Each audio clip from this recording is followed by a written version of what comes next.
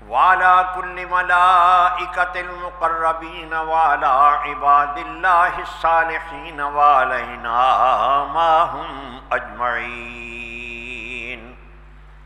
أما بعد،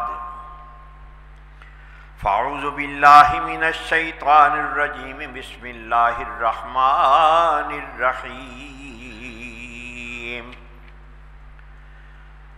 قل إن صلاتي ونسكي ومحياي ومماتي لله رب العالمين.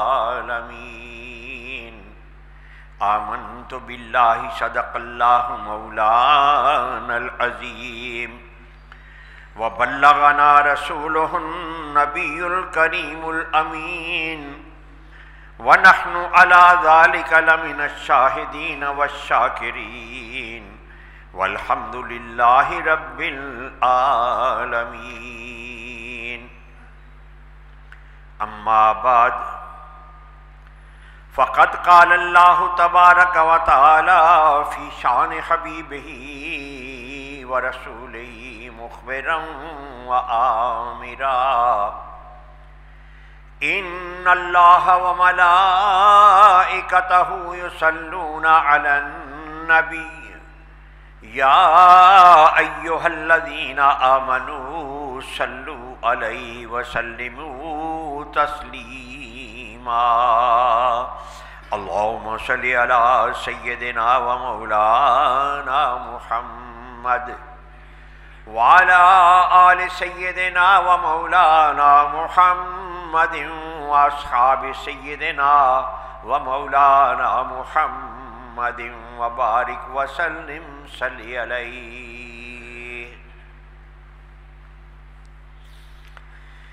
اللہ رب العزت جل وعلا کی حمد و ثنا اور اس کے حبیب پاک صلی اللہ علیہ وسلم کی بارگاہ میں ہدیہ صلاۃ و سلام پیش کرنے کے بعد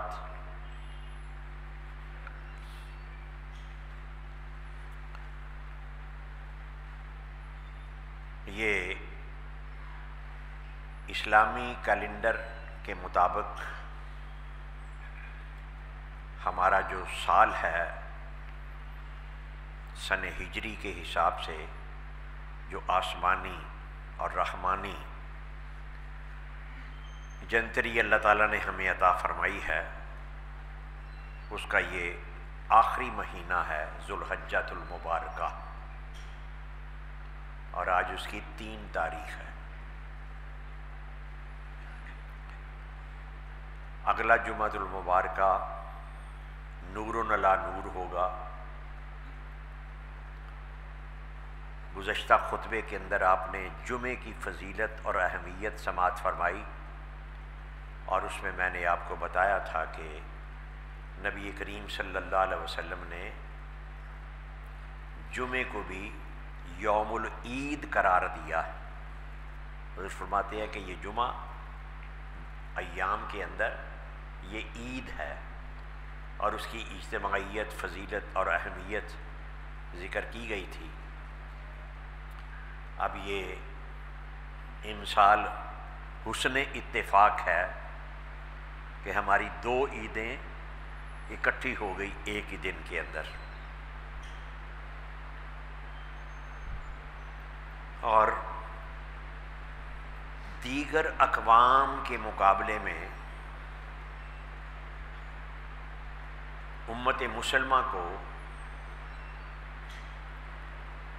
جو خوشی کے تہوار حضور کی رحمت کے صدقے ملے ہیں، دیگر اقوام کے مقابلے میں ہماری شناخت، ہمارے تہواروں کا منانے کا انداز وہ بالکل مختلف ہوتا ہے۔ دیگر قومیں جو ہیں ان کے اکثر تہوار آپ ہر علاقے میں دیکھ لیں، ہر قوم کے اندر دیکھ لیں کہ وہ شور شرابہ، لہو و لعب، کھیل کود، ناچ گانے، اس انداز کے ان کے ہوتے ہیں اتوار۔ مسلمانوں کو جو خوشی کی تہوار نصیب ہوئے تو اس میں سب سے زیادہ اہمیت کا حامل یہ پہلو ہوتا ہے کہ ہم اللہ کے حضور سجدہ ریز ہوتے ہیں۔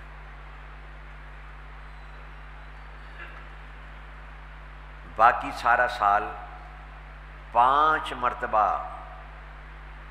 اللہ کے حضور ہم نماز پڑھ کی صورت کے اندر سجدے کرتے ہیں، اور عیدین کا موقع جب آتا ہے تو 5 نمازوں کی بجائے ہم 6 مرتبہ اللہ کے حضور سجدہ ریز ہوتے ہیں۔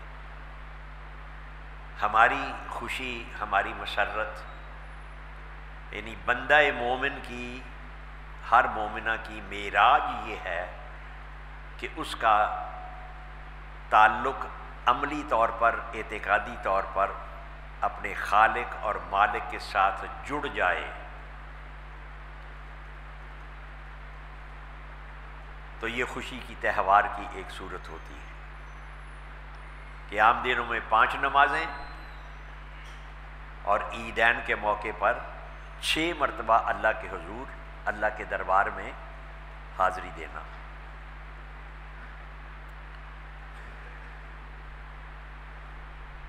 عید الاضحیٰ، آج کا خطبہ جو ہے وہ اس کی کچھ فضیلت، کچھ تاریخ، کچھ اس کی اہمیت اور کچھ اس سے متعلقہ مسائل جو ہیں وہ وقت کی گنجائش کے مطابق گوش گزار کر رہا۔ حصول برکت کے لیے، حصول رہنمائی کے لیے میں نے جو قرآن کریم کے الفاظ آپ کے سامنے تلاوت کیے ہیں، میں قل، تو یہ کہہ، نبی کریم صلی اللہ علیہ وسلم کے توسط سے ہر مومن اور مومنہ کو یہ حکم ہے کہ تو اپنا یہ عقیدہ بنا، عقیدہ رکھ، عقیدہ ظاہر کر، اور اس عقیدے کے مطابق اپنی عملی زندگی، کل، تو یہ کہہ، اعلان کر، اعتراف کر، جان لے، مان لے، انا صلاتی و نسکی، کہ میری نماز اور میری قربانی، ایک بدنی عبادت آ گئی اور قربانی کی صورت کے اندر مالی عبادت آ گئی۔ کل ان صلاتی و نسکی، میری نماز اور میری قربانی، اور ساری زندگی کے اوپر محیط، و محیایا و مماتی، میرا جینا اور میرا مرنا، میری پوری زندگی اور میری موت، للہ رب العالمین، اس اللہ کے لیے ہے جو سارے جہانوں کا رب ہے۔ یہ یوں سمجھ لیجئے کہ یہ اہل ایمان کا بڑی جامعیت کے ساتھ مینیفیسٹو، ایک منشور، ایک دستور حیات، ایک عقیدہ جامعیت کے ساتھ، اختصار کے ساتھ اس آیت کریمہ میں ہمیں مل گیا۔ قربانی کا عمل اتنا ہی پرانا ہے جتنی انسانی تاریخ۔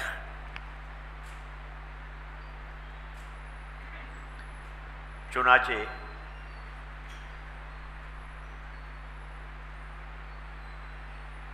آپ کو قرآن کریم کے اندر حضرت آدم علیہ السلام کے 2 بیٹوں کا ذکر ملے گا۔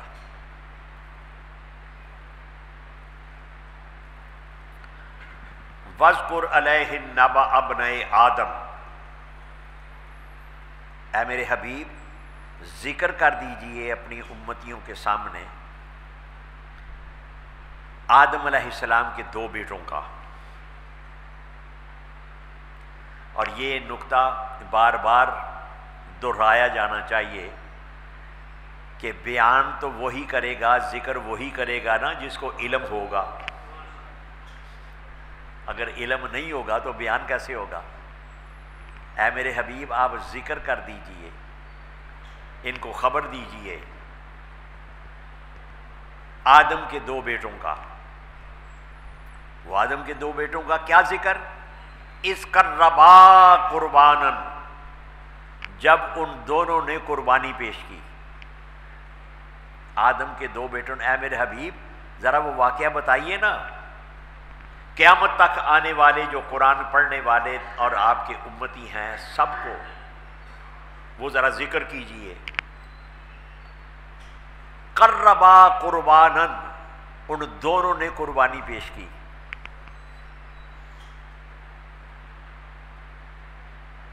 فَتُقُبِّلَ مِنْ أَحَدِهِمَا، ان دونوں میں سے ایک کی قربانی قبول کر لی گئی۔ وَلَمْ يُتَقَبَّلْ مِنَ الْآخَرِ، اور دوسرے کی قربانی رب نے قبول نہیں کی۔ ایک تو اس مقام سے جو اس وقت نقطہ آپ کی سمجھانا مقصود ہے آپ کو، وہ یہ کہ آدم علیہ السلام کے سے قربانی کی تاریخ جو ہے ان کے بیٹوں سے شروع ہو گئی۔ گویا قربانی کی عبادت، قربانی کا عمل اتنا ہی قدیم ہے جتنی انسانی تاریخ ہے، وہاں سے شروع ہو گیا۔ آگے وہ بھی سمجھنے کی بات ہے کہ 2 بھائی، ایک ہی باپ کے 2 بیٹے ایک ہی عمل کر رہے ہیں، تو قرآن کریم کے الفاظ یہ جو بتاتے ہیں کہ ایک کی قربانی قبول ہو گئی، دوسرے کی قربانی قبول نہیں ہوئی، تو وہ سمجھا جانا چاہیے کہ جس کی قبول ہوئی وہ کیوں ہوئی، اور جس کی قبول نہیں ہوئی مسترد ہو گئی وہ کیوں۔ تو اس میں اختصار کے ساتھ بڑی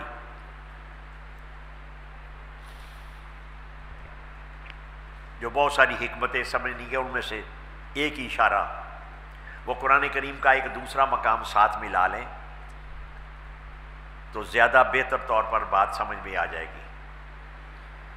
قرآن کریم کی بہترین تفسیر وہ ہوتی ہے جو قرآن کا ایک مقام دوسرے مقام سے کر دے، تو وہ قرآن کریم کی بہترین تفسیر ہوتی ہے۔ دوسرا مقام ہے قرآن کریم کا، لن ینال اللہ لحومها ودماؤها ولکن ینالہ التقوی، کہ یہ جو قربانیاں اللہ کے راستے کے اندر کی جاتی ہیں تو ان کے خون اور ان کے گوشت وہ اللہ کے حضور نہیں پہنچتے۔ قربانی اللہ کے راستے میں کی جا رہی ہے، جانور ذبح کیے جا رہے ہیں، تو وہ جانور جو ذبح کیے جا رہے ہیں ان کا خون بہایا جا رہا ہے، ان کا گوشت بنایا جا رہا ہے، نہ یہ گوشت اللہ کے حضور پہنچے گا نہ یہ خون اللہ کے حضور پہنچے گا۔ تو اللہ کے راستے کے اندر جب جانور ذبح کیے جا رہے ہیں تو پھر پہنچے گا کیا اللہ کے حضور؟ کہا وَلَٰكِن يَنَالُهُ التَّقْوَىٰ، اللہ کے حضور تمہارا سوچنا، تمہاری پرہیزگاری اور تمہاری نیت کا خلوص جو ہے وہ پہنچے گا، کہ کس نیت اور کس ارادے سے آپ نے کام کیا۔ بڑا خسارے کا سودا ہوتا ہے جب نادانی میں یہ کر لیا جائے کہ کام بھی سارا ہو رہا ہے، خرچ بھی ہو رہا ہے، وقت بھی، وسائل بھی، ساری تگ و دو، محنت، سب کچھ، لیکن نیت کے اندر شعور اور ارادہ جو ہے وہ پورے طور پر موجود نہیں، ادراک ہی نہیں، پتہ ہی نہیں، بس ایک روا روی میں ایک عمل جو ہے وہ کر دیا گیا کہ جو قربانی قربانی قربانی۔ اس کا مقصد، کس مقصد کے لیے یہ کی جاتی ہے، اور اللہ کا نام لے کر جب ذبح کیا جا رہا ہے، یہ بھی ذہن میں رکھیے کہ نبی کریم صلی اللہ علیہ وسلم نے اپنی 23 سالہ پیغمبرانہ زندگی کے اندر جو اسلام کا نظام رحمت اپنے کردار کی صورت میں، اللہ کے کلام کی صورت میں قیامت تک کے انسانوں کے لیے بطور نمونہ نہ صرف پیش کیا بلکہ قائم کیا اور عملی طور پر اس کا ظہور بھی ہوا. جو آپ نے نظام دیا، عمل کیا، قائم کیا، نتائج دنیا والوں کو دکھا دیے، وہ دین. اس کے اندر حضور پاک صلی اللہ علیہ وسلم نے سابقہ ادیان، سابقہ دین جتنے تھے، یہودی تھے، نصرانی تھے، جو کہ وحی آسمانی کو ماننے والے لوگ، ان کے جو جائز احکام اور رسوم و رواج تھے ان کو برقرار رکھا، اور جو جہالت کی رسمیں تھیں، مشرکانہ تھیں اور کافرانہ تھیں، ان سب کو مٹا دیا. جو جائز امور موجود تھے ان کو برقرار رکھا.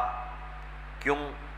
اس کی وجہ کہ دین اسلام ایک ہی ہے.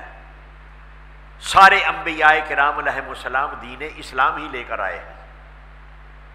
حضرت آدم علیہ السلام سے لے کر یہ جو شناخت ہے یہ دور کے اعتبار سے ہے کہ کسی دور کے اندر کسی نبی کی نبوت ہے، کسی دور کے اندر دوسرے نبی کی نبوت ہے، تو وہ ان کی شریعتیں، ان کے احکام جو چلتے تھے، بنیادی چیزیں جو ہیں وہ وہی ہیں. اور وہ توحید باری تعالیٰ، وجود باری تعالیٰ، اللہ تعالیٰ کی صفات سے لے کر اور فرشتوں کو ماننا، نظام وحی کو ماننا، جنت دوزخ کو ماننا، تقدیر کو ماننا، قیامت کو ماننا، یہ سارے وہ بنیادی عقائد ہیں، یہ سارے آسمانی مذاہب کے اندر موجود ہیں. تو نبی کریم صلی اللہ علیہ وسلم نے وہ رسوم برقرار رکھی جو جائز تھی. انہی میں سے ایک قربانی کا عمل بھی ہے. قرآن کریم میں آپ کو سورہ حج کے اندر یہ کلمات ملیں گے، وَلِكُلِّ أُمَّةٍ جَعَلْنَا مَنْسِكًا. ہم نے ہر امت کے لیے عبادت کا طریقہ جو ہے وہ متعین کیا. رب فرماتا ہے ہر امت کو بتایا کہ عبادت جو ہے وہ کیسے کرنی ہے، مقرر کر دیا. لِيَذْكُرُوا اسْمَ اللَّهِ عَلَىٰ مَا رَزَقَهُمْ مِنْ بَهِيمَةِ الْأَنْعَامِ. اور یہ بھی کہ وہ جانوروں کو اللہ کا نام لے کر ذبح کریں. کون سے جانور؟ جو ان کو بخشے گئے. کافر اور مشرک کیا کرتے تھے؟ ایک اشارہ تاریخی تسلسل کو سمجھنے کے لیے، وہ بتوں کے نام پر جانوروں کو مخصوص کر دیتے تھے، اور جو جانور بتوں کے لیے وہ مخصوص کر دیتے تھے، پھر نہ ان کے اوپر سواری کرتے ہیں، نہ ان کو ذبح کرتے ہیں، اور ذبح اگر کرنے کا وقت آ بھی جائے تو بتوں کے نام پر ذبح کرتے ہیں اور ان کا گوشت نہیں کھاتے تھے. نبی کریم صلی اللہ علیہ وسلم نے اس میں سے کس عمل کو برقرار رکھا اور کون سے اس کے طریقے تھے جو غلط تھے، مشرکانہ، کافرانہ، ان کو مٹا دیا. کہ ہم نے اگر جانور ذبح کرنا ہے تو ہم نے اللہ کا نام لے کر اللہ کی رضا کے لیے اس کو ذبح کرنا ہے. بسم اللہ، اللہ اکبر، اللہ اکبر کہتے ہوئے اس کو ذبح کرنا ہے. اگر اللہ کا نام لے کر کسی جانور کو ذبح نہ کیا جائے گا تو وہ مردار ہوگا، اور مردار حرام ہے. حرم علیکم المیتہ، مردار تم پر حرام کر دیا گیا. صرف وہ مچھلی جو پانی کے اندر ہی مر جائے وہ میتہ ہوگی، وہ حرام ہوگی. اور پانی کے باہر آ کر یہ واحد ساری حلال چیزوں میں سے یہ واحد ایک ایسی جاندار ہے کہ جو ذبح کیے بغیر حلال ہے، جو ذبح کیے بغیر حلال ہے، اگر وہ پانی کے اندر مر جائے تو پھر وہ مردار ہے، اور پانی کے باہر آ کر اس کی زندگی ختم ہو وہ حلال ہے۔ اب اس سے ایک اور بھی نکتہ سمجھ میں آ گیا کہ حلال اور حرام یہ کسی انسان کا اختیار نہیں ہے کہ کسی کو حلال کر دے اور کسی کو حرام کر دے، یہ اختیار اللہ اور اس کے رسول کا ہے۔ اللہ اور اس کے رسول جل جلالہ و صلی اللہ علیہ وسلم، انہوں نے اگر کسی چیز کو ناجائز یا اور حرام قرار نہیں دیا تو کسی شخص کو یہ حق نہیں ہے، کسی عالم کو، کسی مفتی کو، کسی علامہ کو، کہ وہ اللہ کی حلال کردہ، اللہ کی بنائی ہوئی جو اشیاء ہیں ان میں سے، یہ میں اس لیے یہ جملے کہہ رہا ہوں کہ ایک یہ بھی روش ہم دیکھتے ہیں پائی جاتی ہے کہ قدم قدم کے اوپر یہ بدعت ہے، یہ شرک ہے، حرام ہے، یہ فتوے لگا دیتے ہیں لوگ۔ سادہ لفظوں میں ایک بات میں سمجھا رہا ہوں، اسے پلے باندھ لیں کہ ہر وہ چیز، ہر وہ عمل جائز ہے، حلال ہے،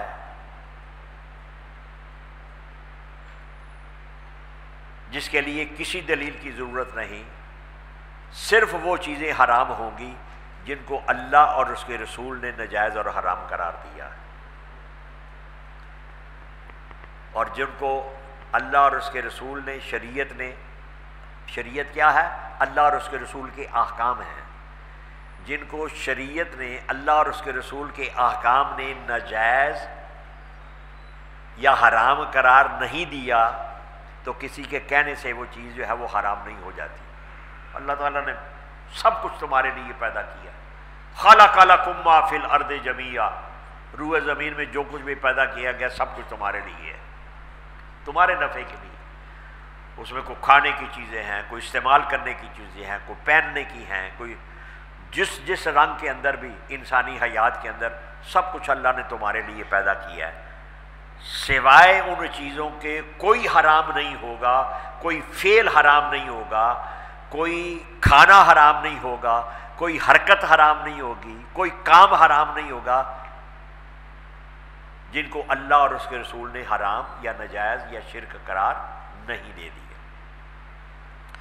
تو وہ کیا کرتے تھے؟ مشرک بتوں کے نام پر جانوروں کو چھوڑ دیتے تھے، پھر ان کی بڑی عزت احترام کرتے تھے، ان کو مارتے نہیں ہیں، ان کے اوپر کوئی بوجھ نہیں لاتے، سواری ان کے اوپر نہیں کرتے، اور ان کا گوشت استعمال نہیں کرتے، کہتے تھے بس وہ بتوں کے نام پر۔ نبی کریم صلی اللہ علیہ وسلم نے اس میں سے جہالت کی تمام جڑیں جو ہیں وہ حضور نے کاٹی۔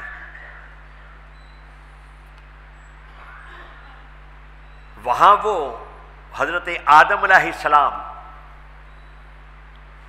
کہ جو دو بیٹوں کا وَاتْلُ عَلَيْهِمْ نَبَأَ ابْنَيْ آدَمَ، اے میرے حبیب ان کے اوپر وہ تلاوت کیجئے، وہ خبر ان کو دیجئے آدم کے دو بیٹوں کا، اِذْ قَرَّبَا قُرْبَانًا، جب ان دونوں نے قربانی پیش کی،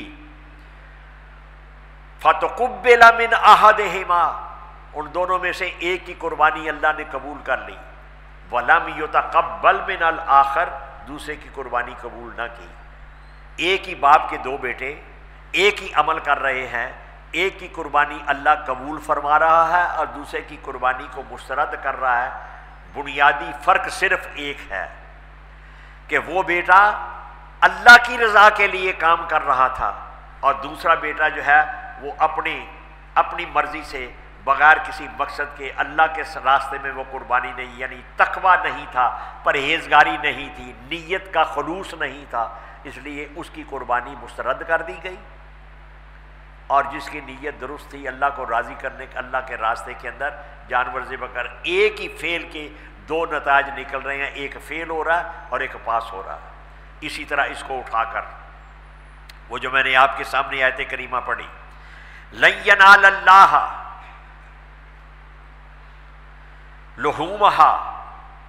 لحومہا و دماؤہا، اللہ کے ہاں ان جانوروں کے گوشت نہیں پہنچتے، خون نہیں پہنچتے، کیا پہنچتا ہے؟ وَلَٰكِن يَنَالُهُ التَّقْوَىٰ، پرہیزگاری، نیت، ارادہ، خلوص۔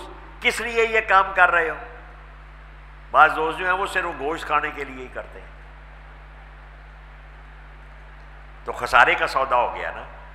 بھی اللہ کے بندو، گوشت تو تمہیں مل ہی جانا ہے، نیت یہ کرو کہ ہم سنت ابراہیمی اور سنت مصطفی اللہ کو راضی کرنے کے لیے یہ اس نیت کے ساتھ، اس ارادے کے ساتھ جانور اللہ کے راستے میں ذبح کیا جا رہا ہے کہ یا اللہ پاک، جیسے آج تیری رضا کے لیے میں جانور کے گلے کے اوپر چھری چلا رہا ہوں، اگر تیری رضا کے لیے، دین کی سر بلندی کے لیے مجھے اپنی بھی قربانی دینی پڑی تو میں دریغ نہیں کروں گا۔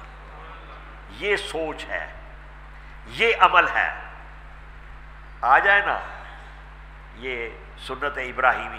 حضرت آدم علیہ السلام کا تو وہ میں نے اشارہ دے دیا، حضور سے پوچھا گیا،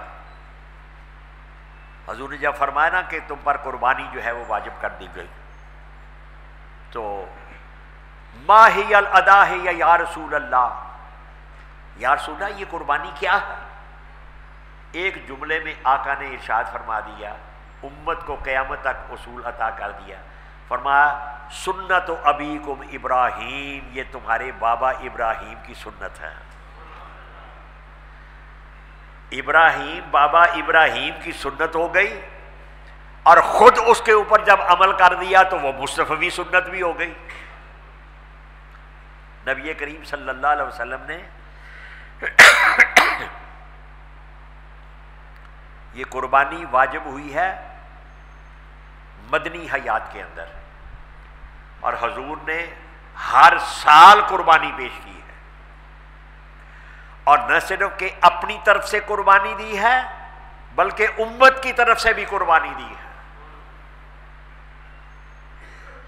10 کے 10 سال مدنی زندگی، یہ میں اس لیے بھی یہ جملے ذرا زور دے کر کہہ رہا ہوں، آج کل گمراہ افراد اور گمراہ فرقے، اور جن کی کانسیپٹ ہی کلیئر نہیں ہوتا، وہ اسلام کا ہی نام لے لے کر کئی ساری گمراہیاں جو ہیں وہ پھیلاتے ہیں، اور زیادہ تر ان میں سے یہ منکرین حدیث جو ہیں، جو حدیث کو نہیں مانتے، وہ اس قسم کے وسوسے پیدا کرتے ہیں۔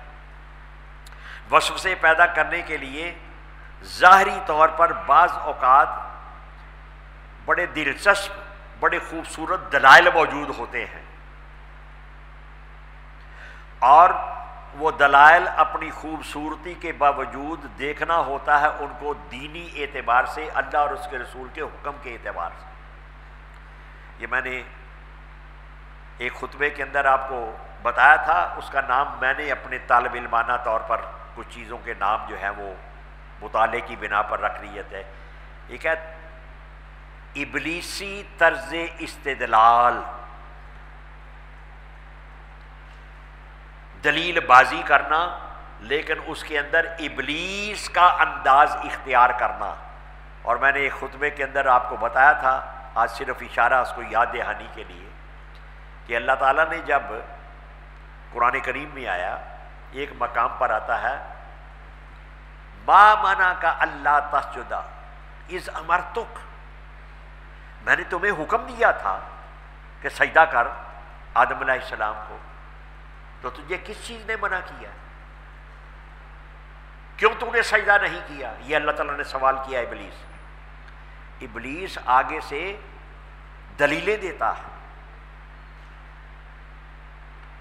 اور دلیلوں کو دیکھیں بڑی خوبصورت اور صداقت کے اوپر بھی مبنی، یعنی دلیلیں، 2 دلیلیں دی ہیں، اور 2 دلیلوں کے بعد ایک نتیجہ نکالا ہے۔ پہلی دلیل دیتا ہے خلقتنی من نار، یا اللہ تو نے مجھے آگ سے پیدا کیا، یہ دلیل سچی ہے، جھوٹی نہیں ہے، خوبصورت بھی ہے اور سچائی کے اوپر مبنی ہے۔ دوسری دلیل لیتا ہے وَخَلَقْتَهُ مِن طِينٍ، یا اللہ تو جس کو سجدہ کرنے کا حکم دے رہا ہے کہ میں اس کو سجدہ کروں، اس کو تو نے خاک سے پیدا کیا، مٹی سے۔ یہ دلیل بھی سچی ہے، حقیقت پر مبنی ہے، خوبصورت ہے، نہ اس کے حسن سے انکار نہ اس کی صداقت سے انکار۔ مارا کہاں سے گیا؟ دونوں سچی دلیلیں پیش کر رہا ہے، مارا کہاں سے گیا؟ نتیجہ غلط نکالا۔ نتیجہ کیا؟ پیچھے فلسفہ رکھ لیا، اور مجرد فلسفہ جب رکھ کے اپنی عقلی استدلال سے وہ جو نتیجہ اخذ کر رہا ہے وہ اللہ کی رضا اور مشیت کے خلاف اخذ کر لیا۔ کیا نتیجہ اخذ کرتا ہے؟ انا خیر منہ، میں اس سے بہتر ہوں۔ دونوں دلیلیں بیان کر کے کہتا ہے انا خیر منہ، میں اس سے بہتر ہوں۔ یعنی مطلب کیا ہوا؟ اسے چاہیے کہ مجھے سجدہ کرے کیونکہ میں اس سے بہتر ہوں، میں اعلیٰ ہوں، وہ ادنا ہے۔ اور پیچھے فلسفہ کیا ہے؟ فلسفہ یہ ہے کہ آگ جو ہے اسے نیچے بھی اگر جلایا جائے تو وہ بلندیوں کی طرف جاتی ہے، اس کے شعلے بلندیوں کی طرف جاتے ہیں، بلکہ اس میں سے تو دھواں بھی اٹھے گا تو وہ بھی بلندی کی طرف جائے گا۔ اور خاک کو اگر اوپر بھی اڑایا جائے تو وہ پستی کی طرف، وہ نیچے کی طرف آتی ہے۔ تو اس ظاہری چیز کو دے، اور یہ بھی بظاہر عقلی طور پر واقعاتی طور پر یہ بھی دونوں باتیں درست ہیں، لیکن نتیجہ ظالم نے کیا نکالا کہ اپنے خالق اور مالک کے حکم اور مشیت، اس کی رضا، اس کو پیش نظر نہیں رکھا، اپنی عقلی فلسفے سے ہی نتیجہ نکال لیا۔ دو کردار ہمارے سامنے آئے نا، فرشتے جو ہیں فسجدوا، انہوں نے سجدہ کر دیا، الا ابلیس، ابلیس نے نہیں کیا۔ اس نے کیا کیا؟ ابا، انکار کیا، واستکبر، تکبر کا اظہار کیا، وکان من الکافرین۔ یہ عقلی استدلال جو ہمیں اللہ کی رضا اور مشیت کے خلاف لے جائے۔ اب وہ منکرین حدیث کیا کہتے ہیں؟ بڑے بڑے خوبصورت دلائل دیتے ہیں، کہتے ہیں یہ قربانی، یہ لاکھوں جانور ہر سال یہ تو بڑی ذبح کر دیے جاتے ہیں، ان کا خون بہا دیا جاتا ہے، یہ تو بڑی زیادتی کی بات ہے، یہ تو ظلم ہے، اس کی بجائے چاہیے کہ کوئی فلاحی کام کر دیا جائے، کوئی لوگوں کی بہبود کے لیے۔ اب یہ خوبصورت فلسفہ، ابلیسی فلسفہ جو ہے وہ پیش کیا جا رہا ہے کہ وہ اچھا رب کا بھی نظام دیکھیں، اللہ اکبر، لاکھوں نہیں کروڑوں جانور ذبح ہوتے ہیں نا، کروڑوں۔ کتا حرام ہے، بکرا، چھترا، دمبا جو ہے وہ حلال ہے، ٹھیک ہے؟ لاکھوں کروڑوں جانور یہ ذبح ہوتے ہیں تو کیا ان کی نسلیں ختم ہو گئی؟ کتوں کا بھی کبھی آپ نے ریوڑ اتنے دیکھے ہیں جیسے یہ اللہ تعالیٰ کی یہ مخلوق جو اس نے اپنے حبیب پاک صلی اللہ علیہ وسلم کی امت کے لیے جو ایک بنایا ہے سنت کا طریقہ، تو اس سنت کے اوپر عمل درآمد ہونا، صرف حج کی قربانی الگ ہے، اور یہ جو عامت المسلمین کے لیے جہاں بھی کوئی ہو، یہ قربانی کس پر واجب ہے؟ ایک مسئلہ بھی سماعت فرما لیں، زکوٰۃ فرض ہے، قربانی واجب ہے، فطرانہ رمضان المبارک کے موقع، عید الفطر کے موقع پر واجب ہے۔ زکوٰۃ فرض ہے ہر اس مومن اور مومنہ پر جس کی بنیادی ضروریات زندگی پوری کر لینے کے بعد اس کے پاس اتنا مال و منال موجود ہو کسی بھی صورت میں، چاہے سونے چاندی کی صورت میں، چاہے پراپرٹی کی صورت میں، چاہے نقدی کی صورت میں، بینک بیلنس ہے، وہ اتنا مال تجارت ہے، کسی بھی صورت کے اندر اتنا مال موجود ہو جو 7.5 تولے سونا، 52 تولے چاندی اس کی قیمت کے برابر جس کے پاس مال موجود ہے، اگر اس کے اوپر سال گزر گیا تو 2.5% زکوٰۃ فرض ہے۔ لیکن قربانی کے لیے سال گزرنا، فطرانے کے لیے سال گزرنا شرط نہیں ہے۔ عید الفطر کے موقع پر اور عید الاضحیٰ جو عید قربان ہے، اس کے موقع پر جس مومنہ اور مومنہ کے پاس نصاب کو پہنچنے والی پراپرٹی موجود ہے، نقدی موجود ہے، چاہے وہ 2 نصابوں کو ملا کر مل رہی ہو، مثلا 40 تولے چاندی ہے تو کچھ نقدی ہے، تو دونوں کو ملا لیا جائے تو وہ 1 نصاب کے برابر ہو جائے گی، اس کے اوپر قربانی واجب ہے۔ اسی طرح فطرانہ واجب ہے۔ یہ مسئلہ اس اعتبار سے بھی ذرا ذہن میں رکھیے گا کہ ہمارے ہاں جو غلط کنسیپٹ جو ہیں وہ چند ایک پائے جاتے ہیں، ان میں سے ایک یہ کہ ہم یہ سمجھتے ہیں کہ ایک گھر میں سے گھر کا جو فیملی کا ہیڈ ہے، جو والد ہے، شوہر ہے، وہ قربانی کرے گا، اور بیگمات نے جو اپنے زیور سنبھال کے رکھے ہوئے ہیں نا، سونے چاندی، عورتوں کو زیور بڑے محبوب ہوتے ہیں، تو وہ سمجھتی ہیں کہ نہیں بس، تو وہ ایک نہیں، یہ مسئلہ جو ہے وہ ذہن نشین کر لیجئے۔ اگر کسی بیٹے اور بیٹی کا اور کسی خاتون کا اپنا الگ بینک بیلنس اتنا حد نصاب کو پہنچنے والا موجود ہے تو اس کے اوپر الگ قربانی واجب ہے۔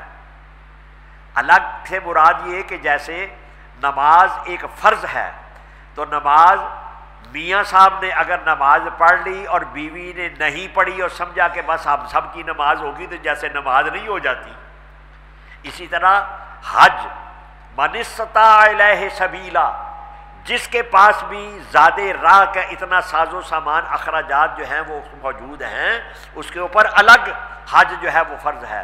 اسی طرح زکوٰۃ الگ فرض ہے۔ تو ہم عام طور پر یہ سمجھتے ہیں کہ نہیں، وہ ایک قربانی جو ہے وہ کر دی جائے۔ ایک پہلو یہ، اس کو بھی ذہن میں رکھیں۔ نمبر 2 کہ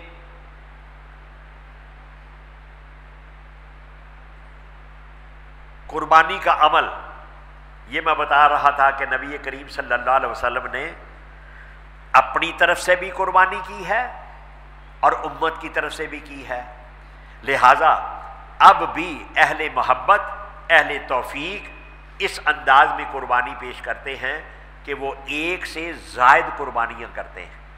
1 سے زائد قربانی جب کرنی ہو تو پہلے اپنا واجب ادا کرنا ہے، تو پھر اگر دوسری قربانی آپ کر رہے ہیں تو آپ حضور پاک کی طرف سے کریں، اپنے مرحوم والدین جو ہیں یا اعزاء و اقرباء جن کی طرف سے۔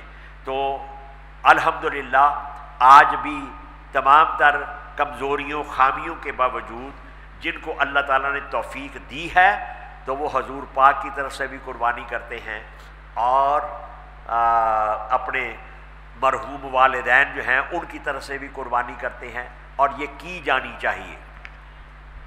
سیدہ فاطمہ الزہرا رضی اللہ تعالیٰ عنہا، نبی کریم صلی اللہ علیہ وسلم نے فرمایا ان کی طرف سے قربانی ہو رہی ہے، سیدہ فاطمہ کی طرف سے، تو فرمایا کہ بیٹی قریب کھڑی ہو جاؤ، اپنی قربانی کے قریب کھڑی ہو جاؤ۔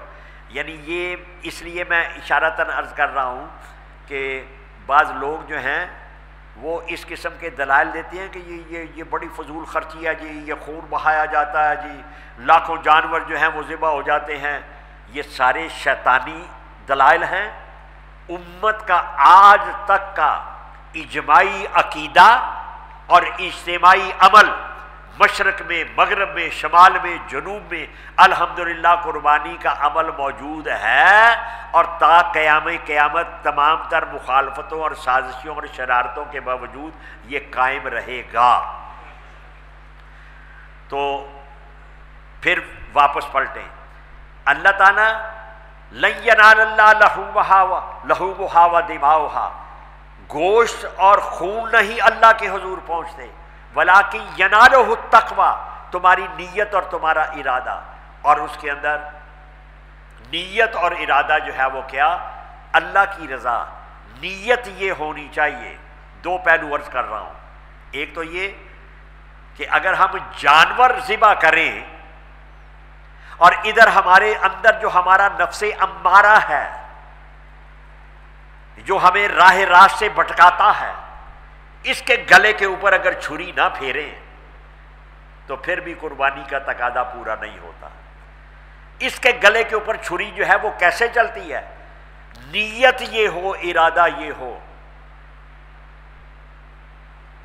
قرآن کریم کے پہلے پارے کی ایک آیت کریمہ کا اشارہ دے کر گفتگو کو ختم کر رہا ہوں تاکہ کانسیپٹ کلیئر ہو جائے. آپ کو قرآن کریم میں ملے گا وَإِذِ ابْتَلَىٰ إِبْرَاهِيمَ رَبُّهُ بِكَلِمَاتٍ، ابراہیم کو جب اس کے رب نے چند امور کے اندر آزمایا، ان کے پرچے لیے، ان کے پرچے لیے، امتحان ہوئے. کیا امتحان کیسے کیسے ہوئے ہیں؟ کہا کہ ابراہیم اپنا وطن چھوڑ دے. ابراہیم نے کہا مولا لبیک، میں حاضر ہوں. ابراہیم اپنے شیر خار بچے کو، 6 ماہ کا بیٹا، 90 سال کی عمر تھی جب حضرت اسماعیل پیدا ہوئے. اولاد کس کو پیاری نہیں ہوتی، اور خاص طور پر اتنے بڑھاپے میں جا کر اگر اولاد ملے تو نیچرلی فطری طور پر وہ اولاد جو ہے وہ زیادہ پیاری ہوتی ہے. تو ابھی 6 ماہ عمر ہے اسماعیل کی. تو کہا کہ ابراہیم اپنی وفادار، خدمت گزار اپنی اہلیہ سیدہ ہاجرہ سلام اللہ علیہا اور اپنا یہ شیر خار بچہ، ان دونوں کو لے اور لے کر اس جگہ پر چھوڑ کے آ جہاں بندہ اور بندے کی ذات تو الگ، جہاں سبزہ بھی نہیں پایا جاتا. بے واد غیر ذی زرع، وہاں چھوڑ کے آ بیوی کو اور بچے کو. کہا مولا لبیک، چھوڑ کے آئے. پہلی تھی وطن کی قربانی، کہا لبیک. اب ہے اہل و عیال کی، اور پھر وہی بچہ فلما بلغ معه السعی، جب وہ بچہ جو ہے وہ دوڑ دھوپ کے قابل ہوا، یہی کوئی 10 11 12 سال کی عمر، ہڈ کاٹھ مضبوط ہو گئے بچے جو ہیں وہ. پھر ان کو دیکھ کر ماں باپ کے دل کے اندر کچھ مستقبل کی امیدیں، وہ آنکھوں کا نور، دل کا سرور بن جاتے ہیں، اور ان کو دیکھ دیکھ کر ماں باپ پھر خوش ہوتے ہیں. قرآن کریم کہتا ہے فلما بلغ معه السعی، جب وہ دوڑ دھوپ کے قابل ہوا. تو اب بوڑھا باپ جو ہے وہ اپنے بیٹے کو کہہ رہا ہے یا بنیا انی ارا فی المنام، اے میرے بچڑے میں نے خواب دیکھا. کیا خواب دیکھا؟ انی اذبحک، میں تمہیں ذبح کر رہا ہوں. اب یہ ذہن میں رکھیے کہ یہ میں قرآن سنا رہا ہوں، حدیث کے الفاظ نہیں ہیں، تاریخ کے الفاظ نہیں ہیں، کسی افسانہ نویس کا افسانہ نہیں ہے، یہ اللہ کا کلام ہے. ذالک الکتاب لا ریب فیہ، اس کتاب کے اندر کوئی کچی بات ہے ہی نہیں کہ کوئی یہ کہہ دے کہ جناب یہ تو حدیث ہی ضعیف ہے، اس کے راوی ضعیف ہیں. نہیں، یہ اللہ کا کلام ہے. انی ارا فی المنام انی اذبحک، میں ذبح کر رہا ہوں بیٹا تمہیں. فانظر ماذا تری، بیٹا تیری کیا رائے ہے، تیری کیا رائے ہے. اب یہ حضرت ابراہیم علیہ السلام کو 2 پرچے تو ہو گئے، ایک وطن قربان کرنے کا، ایک اہل و عیال کو اس کے اندر صحرا کے اندر چھوڑنے کا، جہاں نہ بندہ نہ بندے کی ذات، نہ کوئی چرندہ نہ کوئی پرندہ، نہ کوئی پانی، نہ کوئی ذخیرہ، نہ کوئی اناج، نہ کوئی غلہ، کچھ نہیں تھا، وہ بھی لبیک۔ اب بیٹے کو ذبح کرنے کا حکم ہوا ہے، اور وہ بھی خواب میں۔ نبی کا خواب بھی وہی ہوتا ہے۔ فانظر ماذا تری، بیٹا تیری کیا رائے؟ اب بیٹا بولتا ہے، قال یا ابت افعل ماذا تؤمر، بابا جو حکم ملا ہے وہ کر گزرو۔ بیٹا تم اپنا گلا کٹوا لو گے، اف نہیں کرو گے، چھری کے نیچے تڑپو گے نہیں، کوئی واہ ویلا فریاد نہیں کرو گے، کوئی استغاثہ، کوئی چیخ چکار نہیں۔ بابا ستجدنی انشاء اللہ من الصابرین، بابا آپ مجھے صبر کرنے والوں میں پائیں گے۔ اب یہ بیٹا بھی کس کا تھا؟ وہ اقبال نے کہا نا، یہ فیضان نظر تھا یا کہ مکتب کی کرامت تھی۔ مکتب کہتے ہیں مدرسے کو۔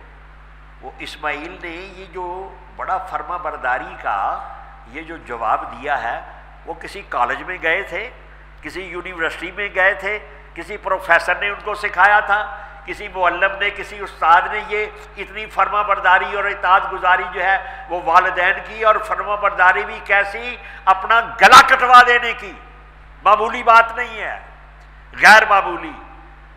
اور کہا یہ فیضانی نظر تھا یا کہ مکتب کی کرامت تھی، سکھائے کس نے اسماعیل کو آداب فرزندی۔ اقبال نے یہاں سے ایک اور بات ہمیں بتائی کہ ایک فیضانی نظر ہوتا ہے، اس سے بھی اولاد کی تربیت۔ وہ فیضان نظر کے اندر فیض کب پیدا ہوتا ہے؟ جب آپ کی نظر کے اندر پاکیزگی ہوگی، آپ کا رزق حلال ہوگا، آپ کی سوچ کے اندر اللہ اور اس کے رسول کی اطاعت اور فرما برداری جو ہے وہ خود آپ کے وجود کے اندر موجود ہوگی، تو پھر آپ کی الفاظ ہی نہیں، آپ کی نگاہیں جو ہیں وہ بھی فیض پہنچائیں گی۔ تو یہ قربانی کا عمل جو آج تک یہ سنت ابراہیمی بھی ہے، حضور نے یہی فرمایا جب سوال کیا گیا کہ یا رسول اللہ یہ قربانی کیا ہے؟ کہا سنت ابیکم ابراہیم، یہ تمہارے بابا ابراہیم کی سنت ہے۔ تو بابا ابراہیم کی سنت پیارے مصطفیٰ نے جب ادا کی تو امت کے لیے یہ ابراہیمی سنت بھی ہو گئی اور مصطفی امت بھی ہو گئی۔ اور وہ ابراہیم جن کا نام لے کر ہم اللہ کے حضور وہ جو درود کا ہدیہ پیش کرتے ہیں دعا کی صورت کے اندر، اللہم صلی علی محمد وعلی آل محمد کما صلیت علی ابراہیم وعلی آل ابراہیم، ابراہیم کی آل پر بھی، ابراہیم کے اوپر بھی درود ابراہیمی، یہ جو امت آج تک قائم رکھے ہوئے ہے۔ کتنے نادان ہیں وہ لوگ کہ وہ درود ابراہیمی کے الفاظ تو شاید وہ ان کے خیر وہ ان کی نمازیں بھی جو منکرین حدیث ہیں وہ تو دین کی روح کے انہوں نے سمجھا ہی نہیں ہے دین کو۔ حضور پاک صلی اللہ علیہ وسلم کی حدیث اور حضور کی سنت کے بغیر عمل ہو سکتا ہی نہیں، ممکن ہی نہیں ہے۔ تو وہ گمراہ لوگ جو ہیں وہ وسوسے پھیلاتے ہیں، جی وہ فلاح و بہبود کے کو کام کر جائیں، وہ تعلیمی ادارے بناؤ قوم جہالت کے اندر، یہ کیا قربانی کے اوپر لاکھوں کروڑوں روپے جو ہے وہ ہر سال جو ہے وہ خرچ کر دی۔ تو اس ابلیسی خیال سے بچنا ہے تو ابراہیم علیہ السلام نے چاہے وطن کی قربانی کا مرحلہ آئے تو لبیک، اولاد کی قربانی کا عمل آئے تو لبیک، اور آخر میں جان کی قربانی کا بھی عمل آ گیا۔ سامنے نمرود نے منجنیق کے اندر رکھ کر آگ جلا کر اس کے اندر پھینک دیا تھا، تو رب تبارک و تعالیٰ نے یہ جان کی قربانی کا امتحان، تو جان کا امتحان ہو، مال کا امتحان ہو، اور اولاد کا امتحان ہو، وطن گھر بار کا امتحان ہو، ہر مرحلے کے اوپر لبیک مولا میں حاضر ہوں، یہ کہنا یہ قربانی کا اصل مقصد ہے۔ وہ جانور ذبح کرنا مقصد نہیں ہے، بلکہ اصل مقصد یہ ہے کہ یا اللہ تیری رضا کے لیے، تیرے دین کی سربلندی کے لیے، جیسے میں آج جانور کو ذبح کر رہا ہوں، اگر مجھے اپنا مال، جان، عزت، آبرو، اولاد، جو کچھ بھی قربان کرنا پڑے گا تیرے راستے کے اندر، واری واری کر کے سب کچھ وار دوں گا، کیونکہ تیری رضا اس کے اندر ہے۔ اس کا نام قربانی ہے، اور یہ ہے قربانی کا مقصد۔ اللہ تعالی ہم سب کو سوچ صحیح اور عمل عطا فرمائے۔